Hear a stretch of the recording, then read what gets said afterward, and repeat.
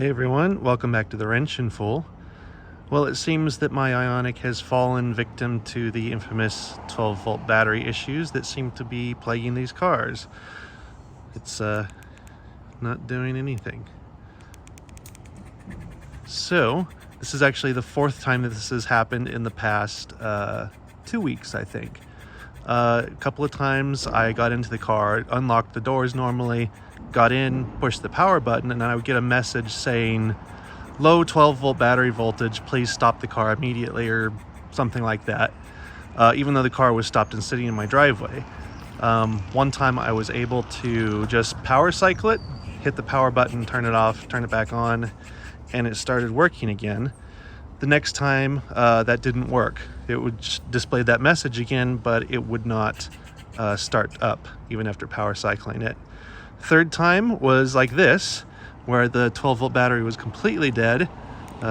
Key fob wouldn't do anything, doors don't unlock, nothing happens.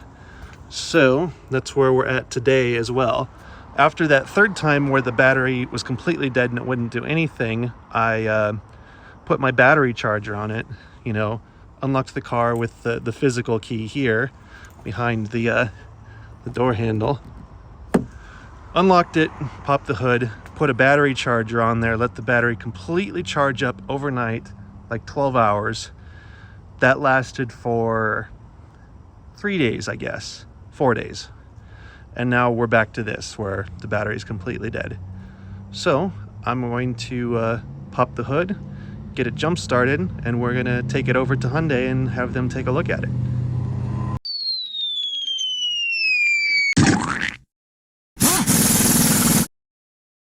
So I've got the physical key out of the fob here.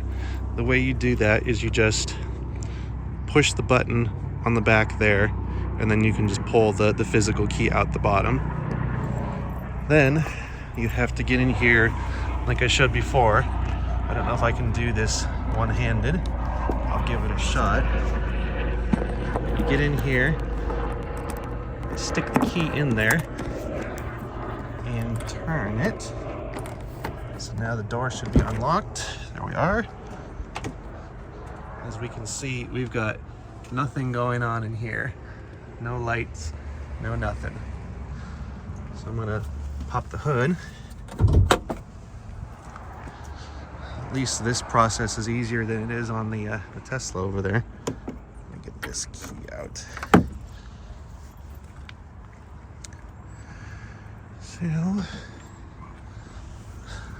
open the hood.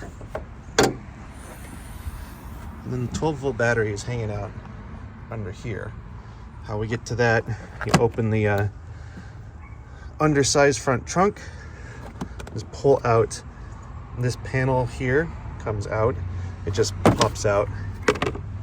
And then we have the 12-volt battery terminals here, positive and negative. All right, I've got my jump starter hooked up. The battery is so dead that it doesn't recognize that it's hooked up to a car. And so I know when I power this up, there's a way to override it with this jump starter, but I know that once I power this up, it's going to set off the car alarm because I've got the hood open and the door open.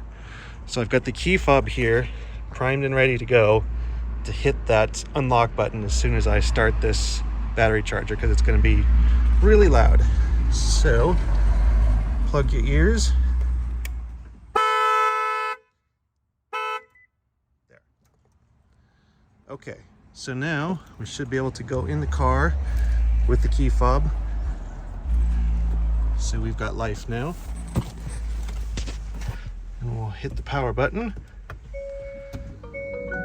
And there we go. All right, well, I'll take the car to the dealership and see what they say is wrong with it.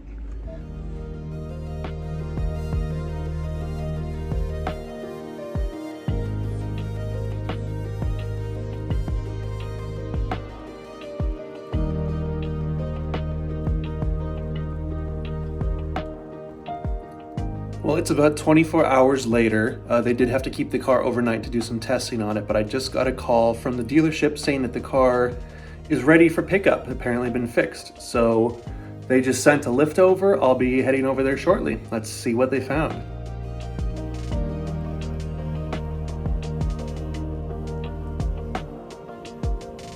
Here we are back in the Ioniq 5. They got me checked out pretty quickly there at the dealership and got me back in the car. The service advisor said that they had a whole bunch of Ioniq 5s there at the dealership, which is not a great thing for a service advisor to say to a customer. Generally, people don't want to hear that there's a whole bunch of their car in the shop because, well, they're not there for oil changes, we'll put it that way. He did mention that a lot of them are there for the VCU update, the recall, so I don't really know what to think about that. I guess I won't overanalyze it too much. But anyway, let's analyze what exactly they did to the car. So I've got the receipt right here. I'll put up a version of it on your screen there so you can read along. Customer states 12-volt battery keeps going dead. Notes provided in the vehicle. I always provide notes to the technician because I don't like the telephone game that can sometimes happen between the service advisor and the technician. So I always leave a note in the vehicle. Caused by confirmed 12-volt battery issue. Use numerous testers and had to call tech line, case number, blah, blah, blah, to get approval for battery replacement. Something I've noticed with Hyundai is when looking through their service bulletins and stuff is that they require a lot of photos for everything. I suspect that they've had issues with their technicians saying that they're doing something and then not doing it. When I used to work at a dealership, there was very rarely a requirement for pictures to be taken, but it seems like every service bulletin I read from Hyundai, they require pictures to be taken. So just interesting little side note there. Looks like they installed an interstate battery, at least from what it says on there. We'll have to look under the hood and see that. It's interesting that they wouldn't install a Hyundai battery, but I'm not complaining. Interstate batteries are fine. Replaced 12-volt battery and took approximately 15 photos. And then on the next line, I mentioned to them that the app was showing that I still had an active recall, even though I was pretty sure I'd got all of them done. So I just had them look into it. And yeah, it's already been done. But again, submitted photo. I'm hoping that that's all the issue is. Like I said before, maybe I didn't say before, this car has had all the software updates that are supposed to address the 12-volt battery dying and, you know, the ICCU dying and all of that. In EVs, the 12-volt battery barely gets used, you know, as far as its total capacity. So, you know, a lead acid battery like that even in an ICE vehicle would last 4 or 5 years in this climate. My vehicle is less than 2 years old. It was built December of 2021. It's currently October of 2023. So 2 years is pretty bad. So hopefully it was just a manufacturing defect and I just got the unlucky short straw there. And hopefully there's nothing else going on. Because I'm not confident about that, I am going to wait a couple of days before I actually post this video. And then if anything changes, I will add an addition here onto the end. But hopefully that's going to be it for this video. Thanks for watching.